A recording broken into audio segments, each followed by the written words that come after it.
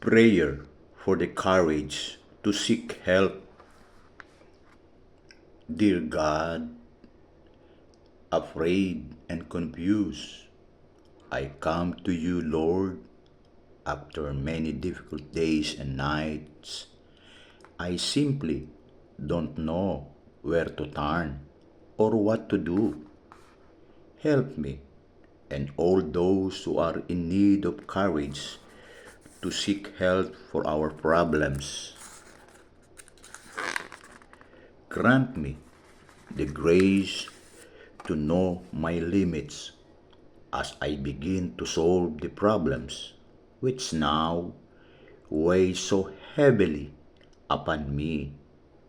Be with me as I reach out for the help which will restore balance and serenity to my life as I recover, learn, and grow from this experience. May I always take the time to reach out to others with a tenderness and compassion that I so long for at this time. Amen. Prayer for those who have hurt me. Dear God, I implore you, by the meekness and love of your sacred heart, to bestow your most precious gifts and graces on those who cause me pain or have ever hurt me in the past. Forgive them, O Lord, if by chance they have offended you, or if they have shown me their dislike. Show them your loving face.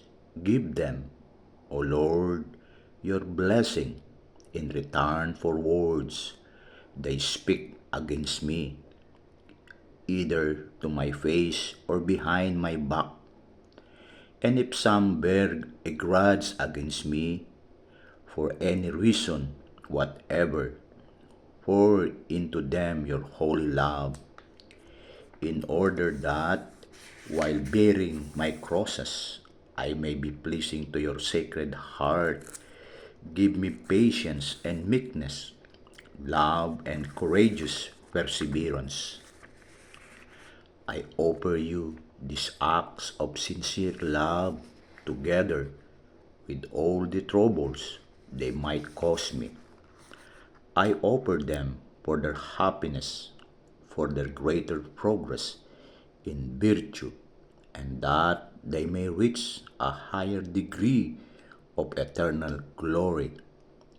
I offer them in union with the suffering of your heart and with love with which you have loved and still love all who have inflicted pain on you. Jesus, accept my services and in your infinite mercy, have mercy on me. Amen. Prayer in time of depression. Dear Lord, you are the one who created me, and you are the one who has provided for my salvation and for my spiritual growth. I firmly believe that you are the great God who loves me very much, and that you know where I am going and what is good for me. I humbly beseech you now, dear Lord, because I am confused, struggling with hurting pain. I am afraid and discouraged. I feel lost and very depressed. Let me feel your loving care and compassion. Let me feel your sense of purpose and understand what you have planned for me in the crisis that I am now undergoing. Lord, you are my refuge, my hope, and my stronghold in this very difficult time of my life. I lean on and confidently put my trust in you, for I know that you will not forsake me.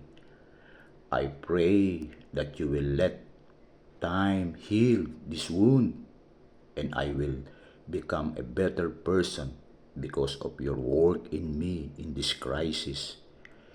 Amen. Prayer for those who suffer.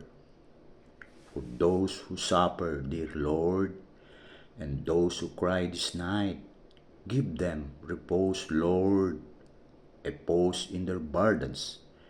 Let there be minutes where they experience peace, not of man, but of angels. Love them, Lord, when others cannot. Hold them, Lord, when we fail with human arms. Hear their prayers and give them the ability to hear you back in whatever language they best understand. Amen.